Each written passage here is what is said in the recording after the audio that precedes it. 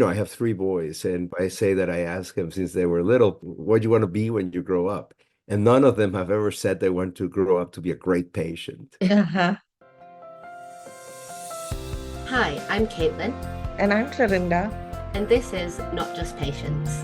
a podcast where we break barriers to meaningful patient involvement in healthcare. Thank you so much for tuning in.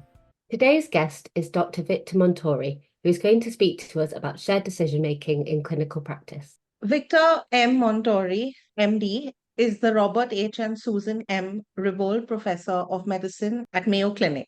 An endocrinologist, health services researcher, and care activist, Dr. Montori is the author of more than 750 peer-reviewed publications and is among the most cited researchers in clinical medicine and in social science. He's a recognized expert in evidence-based medicine, shared decision-making, and minimally disruptive medicine.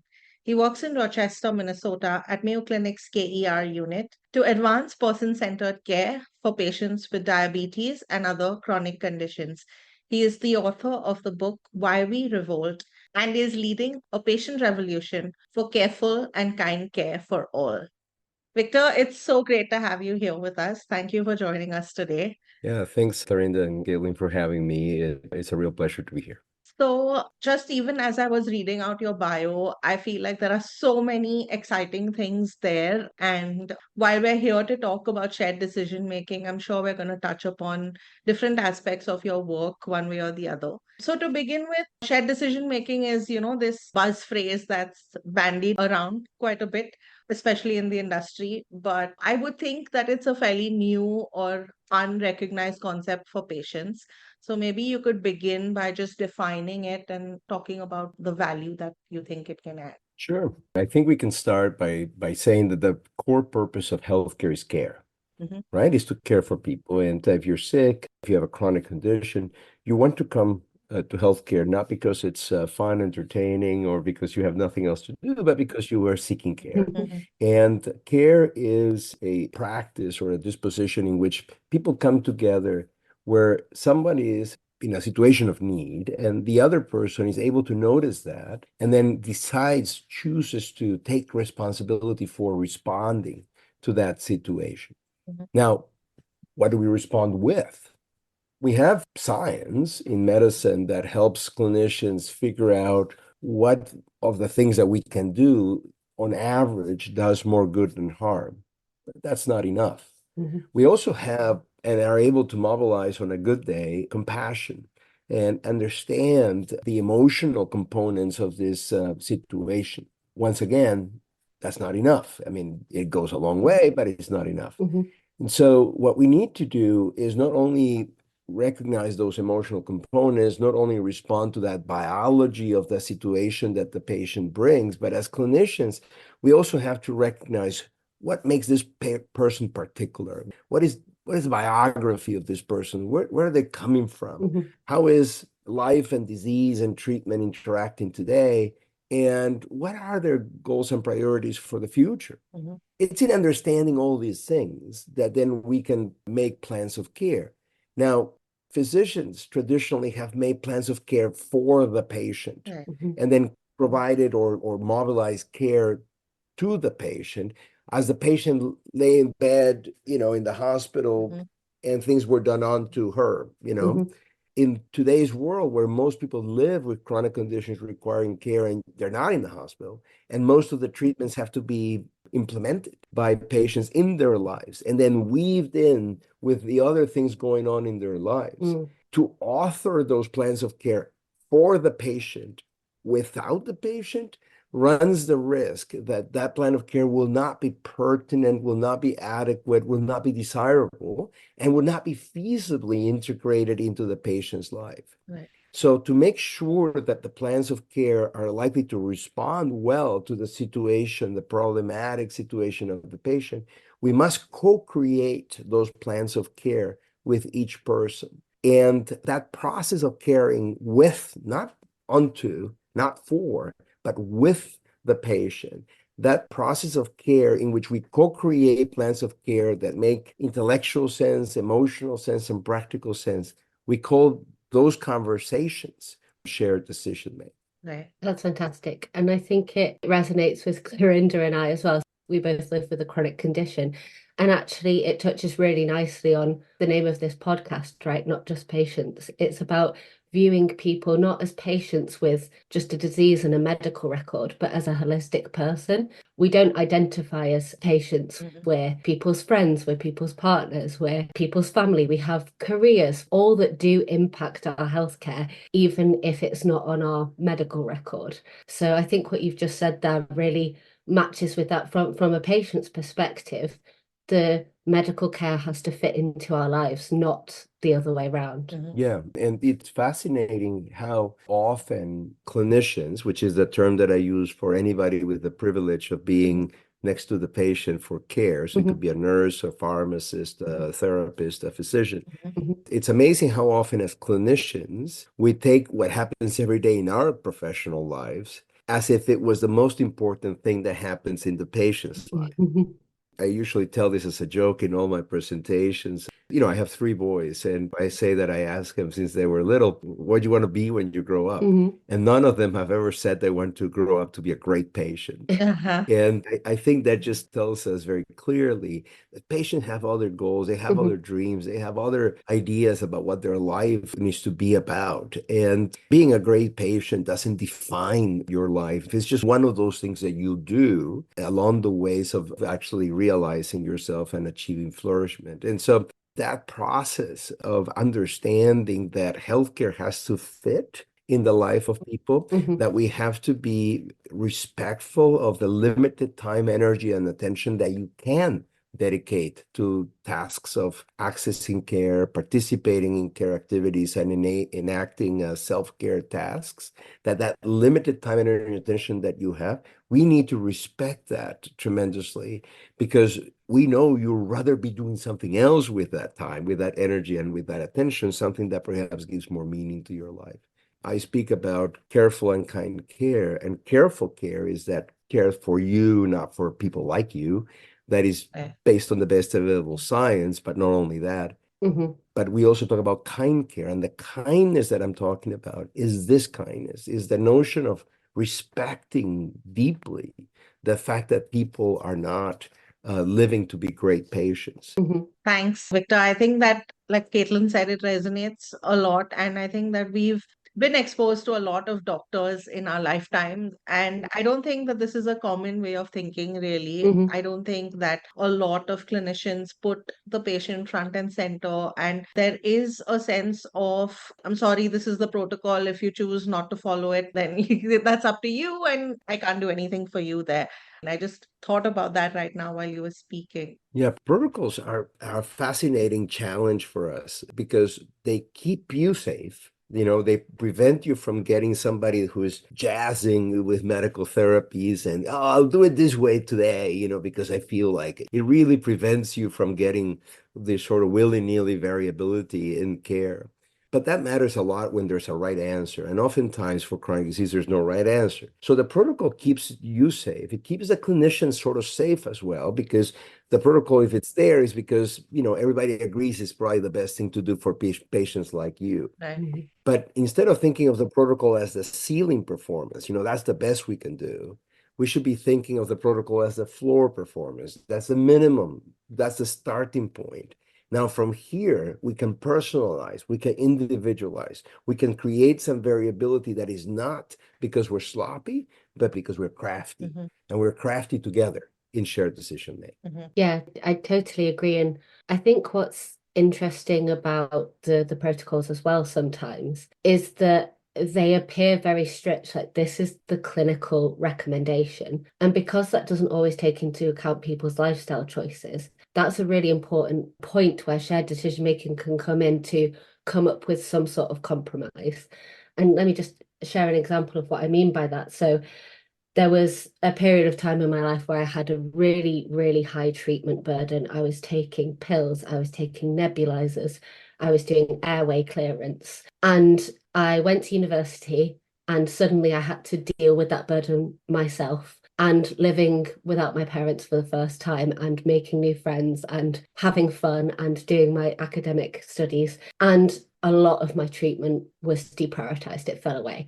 And part of that was because I was overwhelmed by the amount of treatment that I needed to take. And I had a really honest conversation with one of my consultants, and they said, well, why aren't you taking them? You need to take them. Your health is deteriorating. You have to take all of these medications. And that made me switch off, because actually that was something that I couldn't fathom doing, all of that.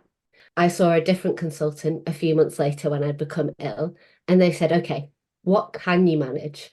And all of a sudden, that made me feel like I had some sort of choice.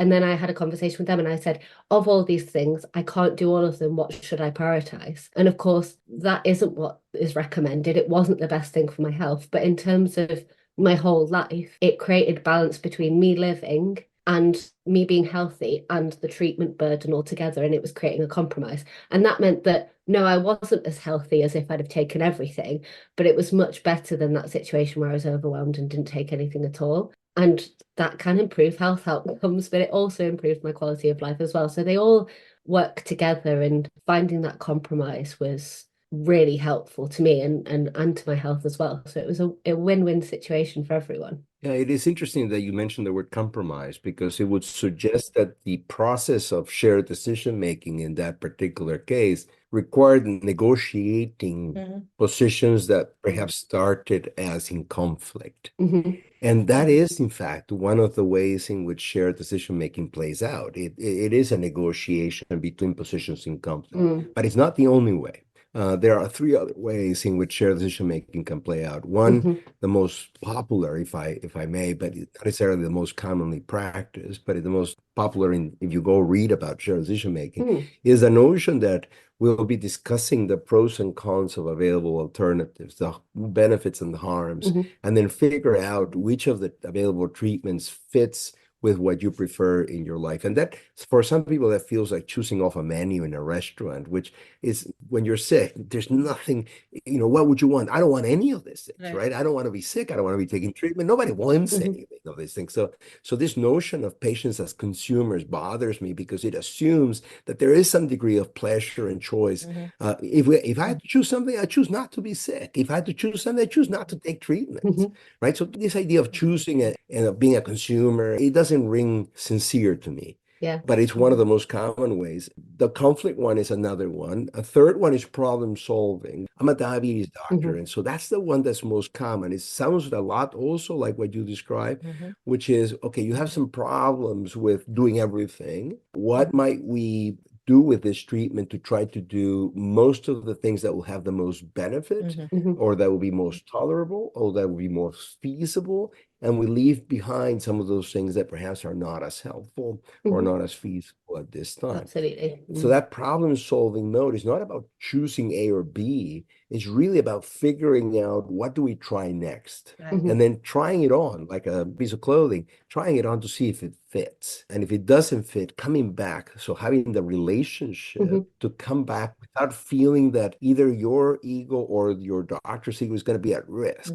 coming back and say, it's a little tight, it doesn't fit so well. And so should we try a different size? Should we try a different model? And you tailor this, tailoring ends up being the right word. You tailor this until you have care that fits well. And then the fourth kind is making sense. And this one is most applicable to usually situations of loss. So perhaps the first time you're diagnosed with a chronic condition, you go from being a healthy person where you're mostly unaware of your body to one where you feel maybe you're at war with your body, or that your body has betrayed you, and so forth. And so coming to terms with that, incorporating the fact that you have chronic conditions into your biography, into who you are, in ways that don't define you but are healthy.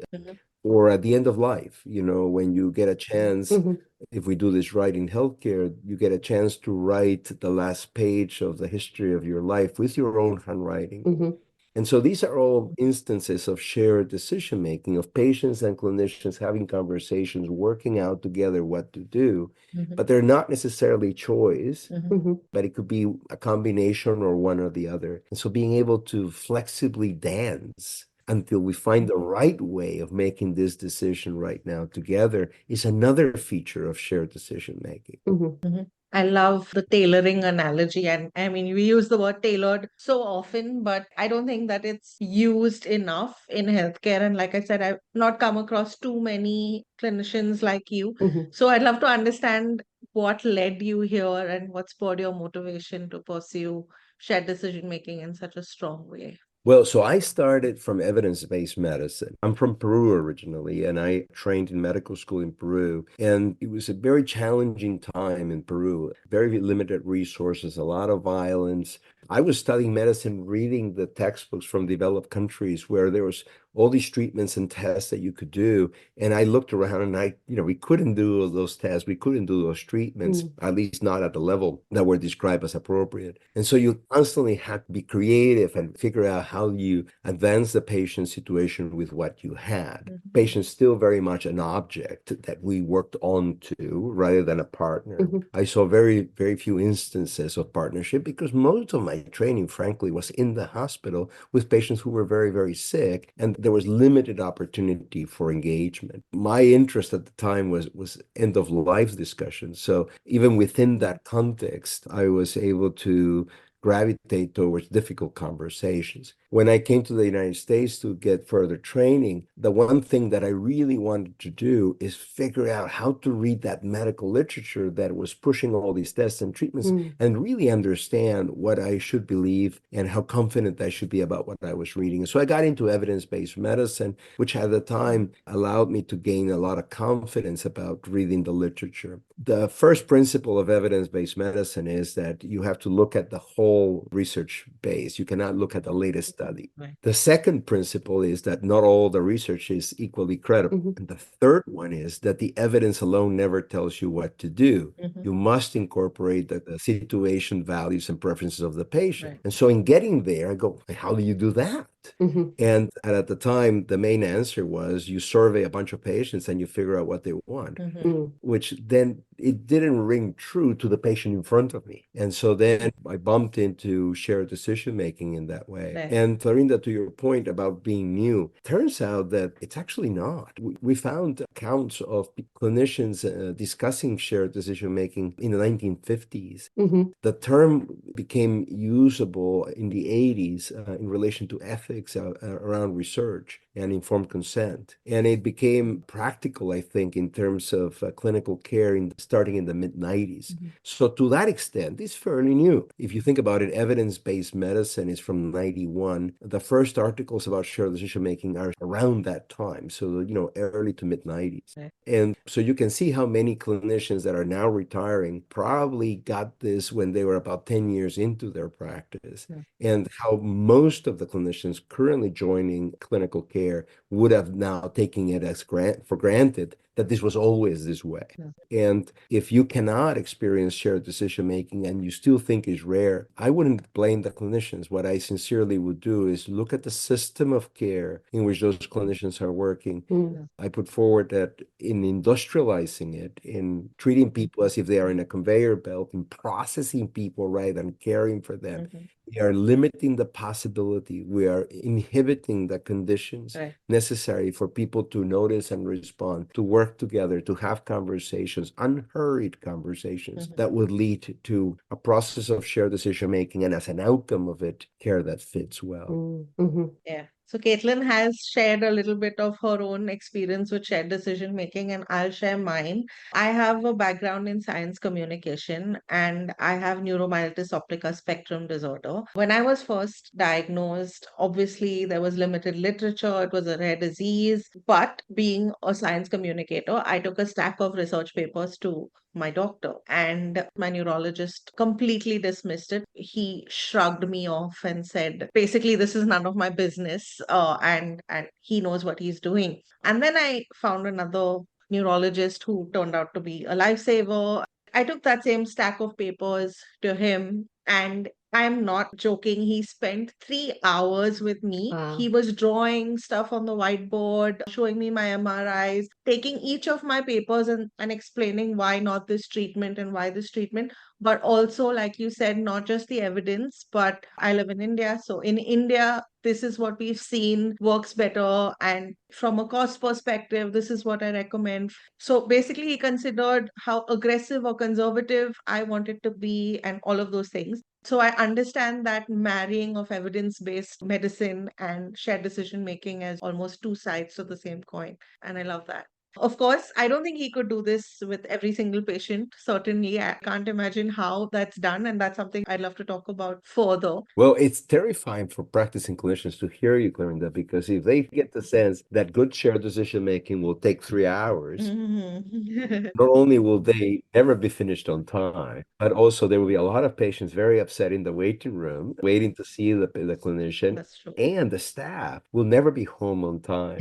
And so they will be very disgruntled and very upset at your clinician. You can see clearly that there is a conflict, a negotiated arrangement that makes the time spent with you very, very important, as is the time spent with other people. Mhm. And so if the schedule is such that the clinician cannot slow things down to pay attention clearly when that is necessary, then what you end up doing is basically spending the same time, the same rushed, hurried interaction with everybody. So it's somewhere between rushing through the day and processing people and being able to spend 3 hours with you lies a sweet spot Right. where I call it unhurried conversation. It doesn't have to be long, but it just has to feel to the patient that the clinician is making time to notice and respond. Yeah. Yeah. And both parties have enough time to co-create a plan forward. Right. Now, it could be that it's the single consultation, or it could be that it's in continuity, where you see people over time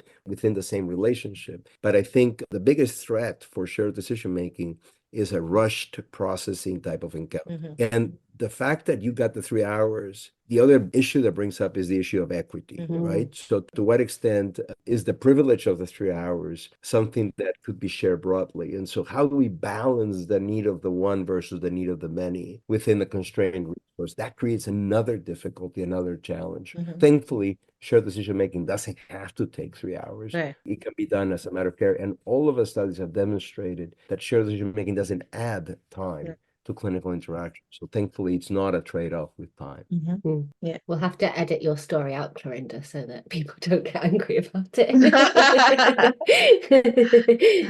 No. Remember, this clinician was doing two things. Mhm. One was trying to understand what is your situation, arrive at the right diagnosis, but at the same time was developing a relationship with you. And part two was rebuilding trust Right. out of a disappointing, if not traumatic experience. Right. Where you were not heard and you were not believed. Definitely. Yeah. Right. And so it can take longer to do that recovery work Right. because that's healing. Right. Right. And then, okay, now practically, what are we going to do going forward? So that's actually very hard to do. Right. And that clinician was successful because it was able to keep you connected with the process. So that investment was helpful in the long run for you. Right. Again, not everybody will have that privilege, Right. but it's very, very helpful. So don't edit it out. No, I think that the conversation that followed is really important as well, that there needs to be a balance. Caitlin, I'm monopolizing this, but I also want to talk a little bit about the point that you made around equity. So what's interesting is that this clinician operates in a government institute in India, which, if you're familiar at all, the volumes of patients are completely overwhelming. But I can also be almost sure that I would have been the only patient in that entire day who wanted to know more, who wanted to partner, versus a lot of the other patients who wanted to go and hear, this is what it is, this is what you need to do, and leave, and completely trust the doctor. So I would like to talk about that as well. How do you determine which patients, or do you determine which patients need this, or is it a one size fits all? Well, it's a big challenge. So there are multiple things going on in your question. So the first one is you show up as a patient to a busy hospital, busy clinic. You've been waiting for this appointment for a long time. Maybe you had to pay some bribes to get into that appointment. and you eventually come in. Mm. Now, what is your psychological size as a patient? Are you really, really small and you're seeing this godlike clinician who is considered the national expert? Mm. What a great privilege and so forth. Or are you seeing somebody that the only difference they have with you is that they've actually spent time studying this thing and have more experience and expertise on the particular disease that you may have? That is one key difference. Many people are so differential to the clinician that they can't even imagine asking questions or interrupting or offering their own opinion. Now, clinicians have ways of communicating to patients that it will be undesirable for them to be interrupted or to have questions. When I first presented the concept of shared decision making in the United States, Mhm. I had a colleague who was sitting in the first row who raised his hand and said, people come from all over the world to see me. Why would they come to see me only to hear the sound of their own voice? Wow. Right? This is crazy. And so I know clinicians sometimes like that godlike position. Mm. I remember seeing one time a clinician as a patient. Mhm. It was very subtle, but when I sat down, I recognized that I was like way down and the clinician was super high up there. We were both sitting down, but somehow the clinician was way up there. Wow. And I realized what this guy had done is my chair was kind of low. His desk was on an elevated level. We were not on the same floor. Oh, wow. So the guy was huge, right? And Wow. so I was made to feel very little. I was made to feel that I was in the presence of a godlike individual. So that teaches you how to behave. So the next time you go, you want to go and see what they're telling you. You don't even imagine asking questions. Mm. So some of that we as health professionals have created that behavior. So that's one thing about, going in and just tell me what to do. Mm. The second thing that I think is very important is people's understanding of medicine. Mhm. And by people, I mean not only lay people, but also clinicians. It has been formed from the treatment of trauma and infectious diseases. Mhm. So if you come into the hospital with an arrow through your chest, I don't want to have a relationship with the doctor. I want the arrow taken out and my life saved. Mhm. Mhm. Or if I have an infection and there's a particular antibiotic that is appropriate for the infection, my values and preferences matter very little. Just give me the right antibiotic. And we take that same framework and we take it to chronic disease Yeah. where Mhm. there is no right answer, where there is no one thing that you can do to save my life. And so to that extent, that different way of thinking about the situation hasn't really gotten to people just yet. Mhm. Right. So there's a lot of cultural work that needs to be done to make that work. Mhm. Mhm. Yeah, definitely. And I think initially when we were speaking, it felt like it was on the clinician maybe to ensure that they're having those conversations, making the patient feel like an equal and keeping that relationship. But it also, a little bit of it is on the patient side as well to be able to advocate for themselves. I think one thing as well is just be really honest about things. Just going back to the conversation we had before, I happen to know that a lot of people, if they go to the doctor and the doctor says, have you been taking this medication? Mhm. And they have not, they might just say, yeah, Mhm. of course I've been taking it, because they don't want to get in trouble. And again, I think that's the doctor being seen as someone who's, Judgmental. yeah, or superior. But part of it is also the patient being willing to advocate for themselves, have that conversation, be vulnerable in a way. And they don't need to come with all the stacks of research necessarily or the scientific understanding. They just need to bring their honest truth. I'm not saying that it's only the patient or only the clinician's responsibility, but again, it feels like there needs to be movement on both sides. Yeah, that's the shared bit about shared decision making, right? That it implies that it's work that both will have to do. Mhm. And one of the things that I want people to be more sensitive to is the work of being a patient. Mm. So every time we find a problem in healthcare, there is a fairly easy way out, which is to delegate tasks to patients and caregivers. Mhm. And so you end up with a large number of tasks that you have to do. And if you have multiple chronic conditions and you have to see multiple consultants, Mm. it becomes overwhelming to just manage. And only a few people can manage it very well. Mhm. And they have probably socioeconomic privilege, education, but also organizational skills and communicative skills. Mhm. So I would put it on the healthcare system, on the healthcare professionals Mm-hmm. for whom the interactions are common, are habit, are daily. Mm-hmm. They are comfortable in the office. That's their habitat. Mm-hmm. You are the one that is entering the habitat as a patient. You are uncomfortable. You're nervous. So on top of that, you have to be informed. You have to be prepared. You have to be vulnerable. Mm, so yes, you do. Mm-hmm. But I think the heavier lifting is on the professional Mm-hmm. who needs to create an environment where it is okay to feel comfortable and to make yourself vulnerable. It is going to be safe to do so. That you're not going to be traumatized by making yourself vulnerable, and now you get a jerk that is not going to listen to you or is not going to believe what you say. And now you make yourself vulnerable and now you're hurt. Mm-hmm. That's cruel. Yeah. Mm-hmm. Right. And so, yes, both will have to do heavy lifting. Mm-hmm. But if I had to choose who needs to do the heavier lifting, it should be the clinician. The other thing to that is we should not rely on heroics to make healthcare work. So your clinician, Clarinda, who took 3 hours to talk to you, Right.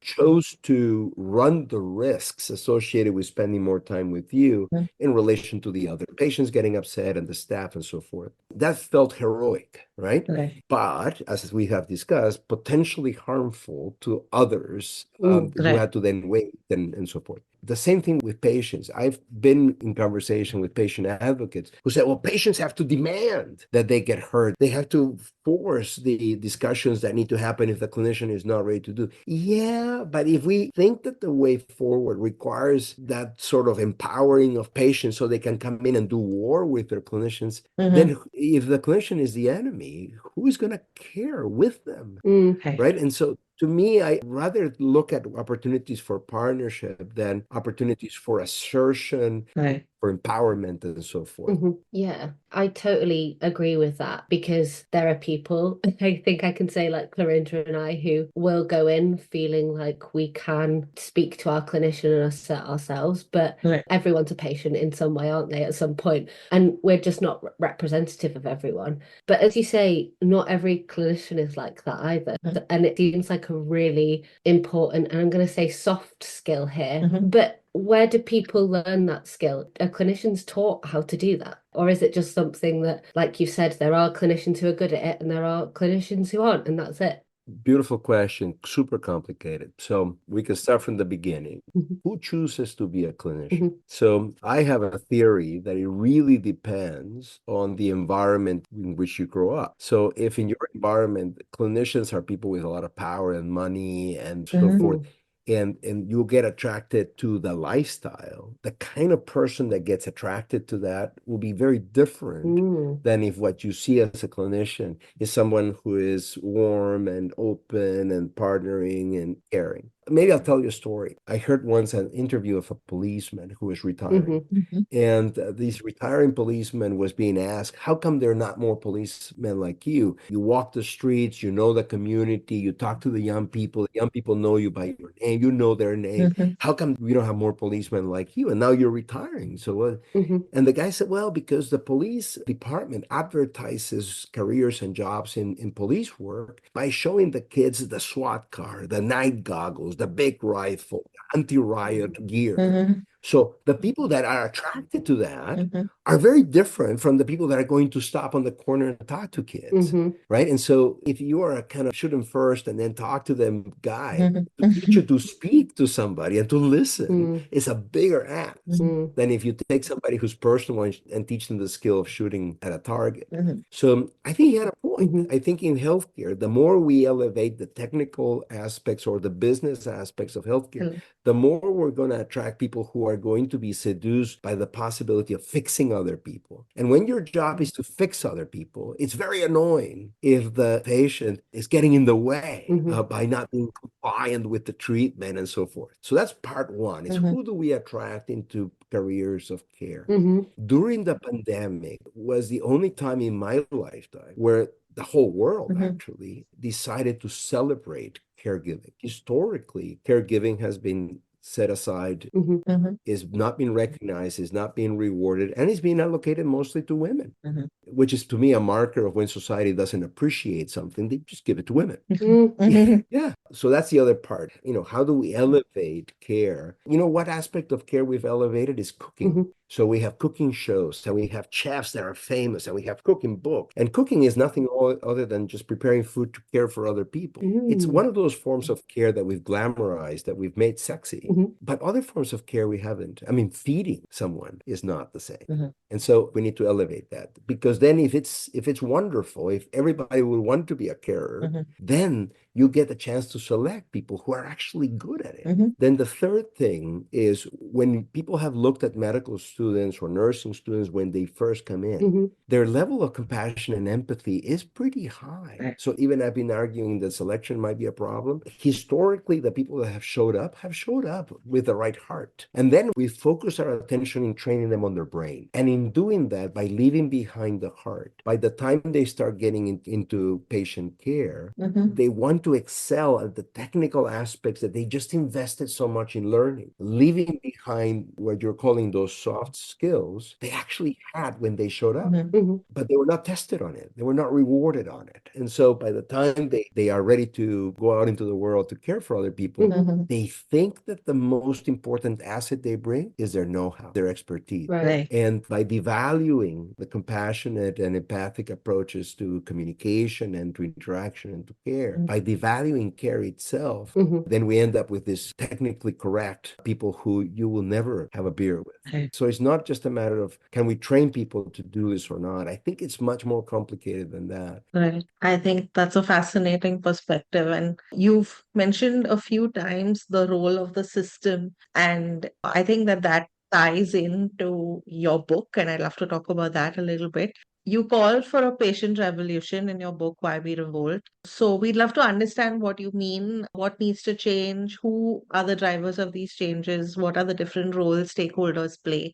And have you already started seeing some of these changes, maybe since you wrote the book? I think it was a few years ago now. Yeah, well, the timeline of revolutions is very uncertain. There is a book called The Impossible Will Take a While. And I think that title describes this kind of work, is that it may take a few generations to really see the change that we would like to see, but I think it makes it urgent to start. And so there are multiple efforts. Ours is just one of those efforts. And the book is an expression of what we mean by careful and kind care, which we've discussed, and what we mean by industrialized healthcare, which we have described, and how we need to really move healthcare away from that industrialization and towards this idea of creating conditions for careful and kind care. We've gone through the work of trying to figure out, well, so what would that take? And so we've identified a few things. One is this notion of seeing patients not as a blur because we see them too fast, or we've read their medical records, so now we know them,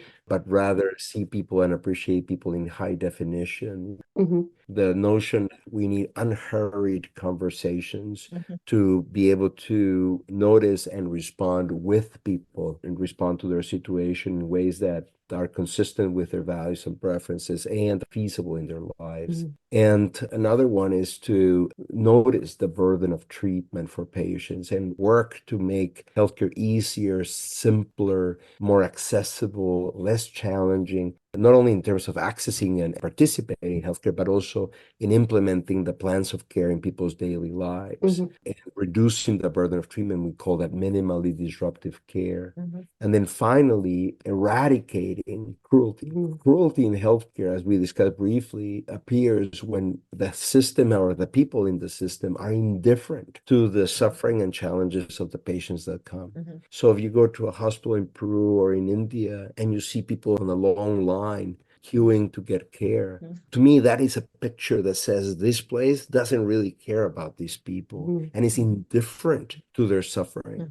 And it just treats them as cattle and pushing them through the slaughterhouse. And so I think we need to get to a consensus that indifference in healthcare, the idea that you go in for care and you get traumatized, either by action or by omission, by indifference, that should be eradicated completely. Healthcare cannot be cruel. So that's kind of a platform, if I may, of what we're trying to achieve. A lot of it, as you can tell, is language. describing the problems using different language, like Right. blur and hurry and burden and cruelty Mhm. and unhurried and so forth. Therefore, a lot of it is culture and a change in language and culture that allows us to have conversations that we hope will change the way people think and the way that eventually they act. Mm. So after the book, we've been developing material for leaders to help them recognize that their job in healthcare is to create conditions that enable care to happen, almost like a gardener Right. has to make sure there's enough light, the right soil, the right water, and so forth. You cannot order people to care. You Right. cannot order a flower to bloom, right? Right. And so you have to create the conditions. So we're trying to get healthcare leaders to think of themselves as people that are creating the conditions for care to exist. And we have started a school. So we have a course of foundations for careful and kind care in which we train together patients, clinicians, lawyers, engineers, designers, administrators. They're all classmates in the same cohorts. And we've trained now 11 cohorts in this Foundations for Careful and Kind Care, Wow. which is a free course. It's online. You can take it anytime. And it's interactive, so you're not on your own. And it finishes with each student making a plan for a mini revolt, a mini revolution. What can they do within their sphere of influence to make a difference? And then enter a community, a fellowship, a patient revolution fellowship, where they can gather courage from the others there. They can gather support. We can learn together how to make change. And even though everybody's working in their own space, we're all working together to move this thing in a different direction. So we have the fellowship and the community of care activists. We have the school, the Foundations for Careful and Kind Care, and we are hoping next to develop what we call a greenhouse, which is a place, following the analogy with the plants, a place where we can create tools and ideas and policies that can then be picked up by patient revolution fellows who are able to act at the levels of policies or implementation or leadership and bring those things to bear as well. So we have a bottom-up approach to train everybody together in what care is and should be and to work towards that. And then we have an approach to say, if you happen to be in a position of power, these are the things you can do to accelerate that process. So that's what the Patient Revolution organization is trying to do. And I invite your listeners to go to patientrevolution.org to explore those opportunities, join the fellowship, take the course, invite other people invite your clinician to take the course with you, and then see if you can organize a fundamental change in healthcare where you get it. That sounds really cool. Yeah. It was really nice to hear you talk about all those examples, because at the beginning when you were listing, we need to have better conversations and change the system and everything. I was thinking that's a totally insurmountable task. How do we do that? How do we change the system? Yeah. But those examples you gave of almost doing it on a local or community level, having those individual people who then try to make that change on we're calling it a smaller scale, but if you can do that in your hospital or in your clinic or in your country, disease area, region, wherever it is, and then that becomes best practice, and then those people in your practice may move on to the next one and teach it there. It's a snowball effect. Exactly. It's a really nice way to do that when something seems like such a big task, splitting it into those smaller chunks, and that's the best way to make change happen. It also connects with the notion of when I was talking about plans of care, it's easier for clinicians to have a protocol for everybody with this condition, right? And so that is caring for people like you and not for you. Similarly, if we want to change healthcare, we shouldn't be changing healthcare systems like this. We should be changing this healthcare system. Okay. And there are local conditions that make that system behave in a particular way. And it's only people on the ground getting care there and caring there that can actually fundamentally change the system. Otherwise, you get the problem that I think we all suffer, which is somebody, in a company or in a government position or someone says, this is the policy not for everybody. Right. And there are all sorts of unintended consequences that occur when the policy lands where you live. And so it would be very arrogant arrogant if I were to say from Rochester, Minnesota, in the United Mm-hmm. States, this is how healthcare should be everywhere. Mm-hmm. It probably will make sense in a few places, but in many other places, it will make no sense at all. It's much more powerful, we think, as a movement to know in what direction we ought to be moving. And the direction is Mhm. away from this industrialization and processing of people and towards careful and kind care for everyone. Now, how you get there, where you are now, is something that only you and the people around you know. And what we can do is provide support. And Mhm. if you learn something about what not to do or what to do well, to make sure that everyone else in the community knows about it, Right. so that they can try their own hand at their own problem in location, but learning from the experience and also emboldened by the fact that someone else somewhere else was crazy enough to try. Yeah. And that just turns fear into courage. And that is a very potent thing that we can motivate. Mm-hmm. You did briefly touch upon some of the barriers that exist, but if you were to name some top barriers, and especially ones that you believe can be overcome versus, some barriers that just exist and will continue to exist to prevent shared decision making, maybe that distinction would be helpful. Yeah, I profoundly dislike listing all the ways in which we're going to fail. Mm-hmm. But I would like to explore one in particular that I think we can manage. One of the reasons there is not enough opportunity for care in healthcare, even though that is the core purpose of healthcare, Mhm. is because there's a lot of demand. Right. So we live in a world that is environmentally polluted, where there are industrial interests to make us consume goods that are not healthy. Right. We live in cities and have jobs that are very stressful. Mm-hmm. Our capacity to sleep, to have recreation, we have very few places where we can spend time without spending money. And the persistence and prevalence of loneliness Mm-hmm. in our societies is increasing. All of these things are contributing to increase the number of people who suffer Mm-hmm. and increase the number of people who live with chronic conditions, many of which are mental health conditions, many of which are accumulating at a younger and younger age, particularly in people that are more disadvantaged by this form of development. So we have these big, big topics about how the world is going and ideologies of development that we're using to imagine a world in which we can all flourish that have been, I think, profoundly misguided and have contributed to the epidemics of chronic disease and chronic illness and suffering that we have. So that's part one. That is driving demand for healthcare up. The second bit is we have decided without much discussion that many, if not most forms of suffering deserve medical attention. And people with all kinds of suffering are translating that suffering into medical terms of some sort. And then with that, finding their way into healthcare for mostly the prescription of drugs. And so a sense of discomfort, a sense of anxiety about the future, grief about death or loss becomes an anxiety disorder or depression. Overeating as a coping mechanism for that emotional distress becomes obesity, and there are drugs for that, and so forth. So if we recognize that most forms of suffering requiring a professional response, that's going to drive demand for healthcare. Right. And then the third factor there is, say you have a chronic condition, or say you have an acute condition. You were playing outside and you twisted your ankle, or you had a small cut, or you notice you have a new lesion on your skin, or you have a new discomfort in your stomach. Are there things that you could do by yourself or within the context of your family that could be adequate responses, not dangerous ones, not responses that delay medical attention, but adequate responses to what are probably simple things that you can handle? We have lost the skill for self-care. We have lost the skill for caring for and about each other in the community.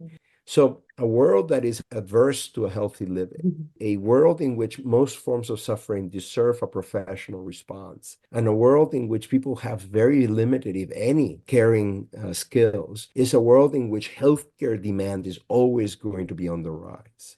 That's going to bump into what is essentially a limited resource.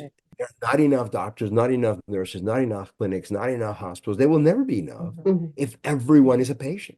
So if we want healthcare to be a place where we go, we are going to be noticed and responded to, seen in high definition, have unhurried conversation, create plans of care that fit because we can do shared decision making. We need to make sure that that healthcare system has capacity to do that, and that capacity is not overwhelmed by massive demand. Right now, the way we handle excessive demand is by creating barriers to access, by making it difficult, by having conditions you have to meet, by completing paperwork that is done increasingly on electronic devices that many people don't know how to navigate and so forth. So we make it hard for some people to get in as one of the ways we handle demand. Waiting list is another way of handling demand. Again, these are forms that potentially are profoundly cruel if what you're waiting to be seen for is something that requires attention now. So we have a global obligation, a community, a societal obligation to make our world a place where living well is feasible, make our communities and our jobs places that are not trying to actively kill us through stress,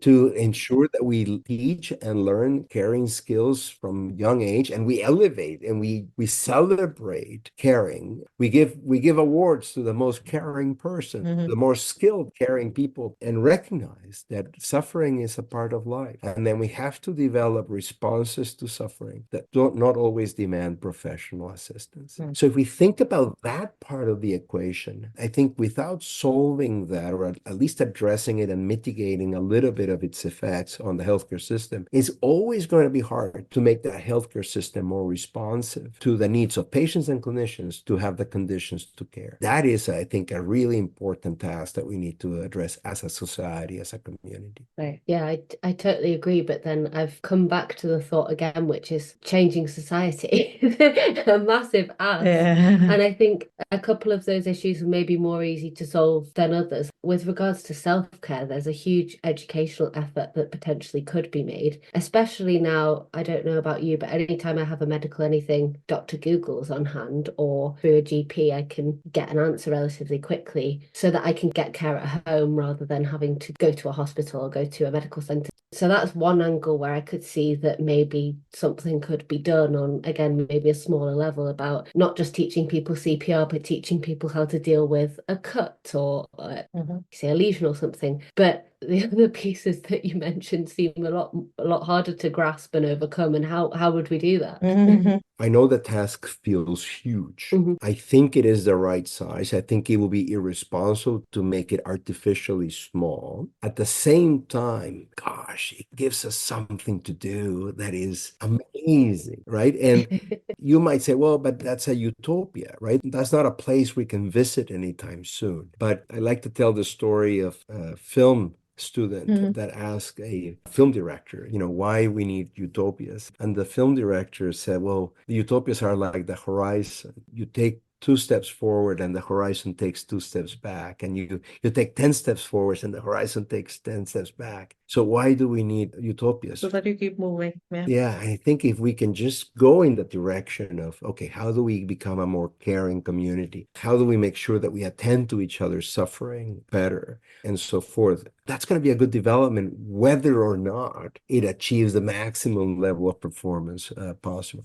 It might be helpful to maybe finish by reminding ourselves what we mean by care. Care is the work that we do to make the world a place in which we can live better. That's what care is the work of maintaining, repairing, and creating a world in which we can live better. And that world could be our inside world, so that's self-care. It could be the world of our family, our neighborhood, our community, where we live and work and have fun. It could also be the work of taking care of our planet to make sure that it can sustain the life that we'd like to see flourish here. And so what better commitment to one's life than the commitment to make the world a place where we can all care better for and about each other and for our planet? I mean, what else would you do? That's really nice. Yeah. I think that this episode has just been brimming with hope and optimism. Optimism is one thing that you just exude, I think, in every word that you say. And sorry if this sounds cynical, but don't you get tired?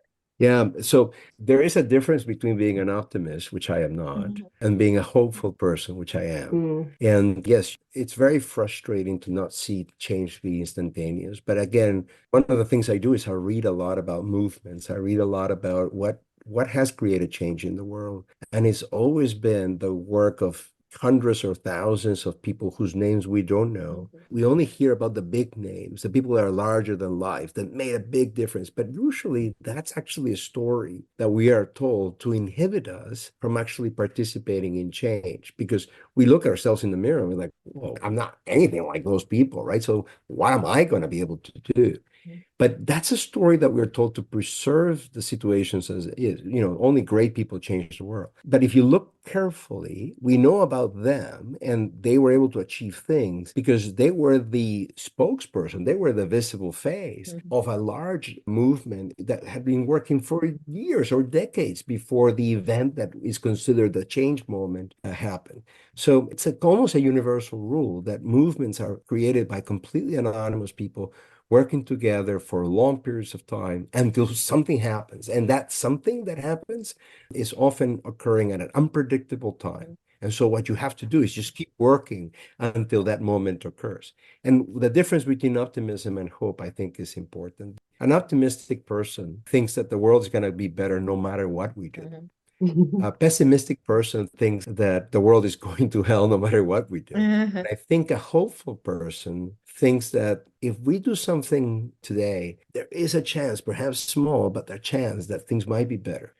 And so hope doesn't come from, oh, I wish. No, hope comes from work that we do today. And if we do something today, like if you have this program that you're putting together for other people, if you just do it, it's possible. It's really possible that for that person that's listening right now, things might just be a little better tomorrow. And that is the source of I hope. love it. Wow. And well, I think this conversation has given me hope. Mhm. It's been so nice to speak to you, and I've learned an awful lot. I think you probably agree, Clarinda. Absolutely. And yeah, definitely given me hope to learn about everything that you're doing and that's being done. And it does seem like an insurmountable task on the surface of it, but as we've dug into it, it's clear that there are things that can be done and there's change that can be happening, and we all just need to continue chipping away, and eventually it will make that big change. Maybe. I love it. Thanks, Victor. We'll let you go. A pleasure. Thank you both. Good luck. Looking forward to more. So, Clarinda, I think you'll agree we just had a really fantastic conversation with Victor. And just for this final segment, I wondered if you could share a few of your key takeaways from our chat. I think it's difficult to distill it to a few takeaways because it was just so rich.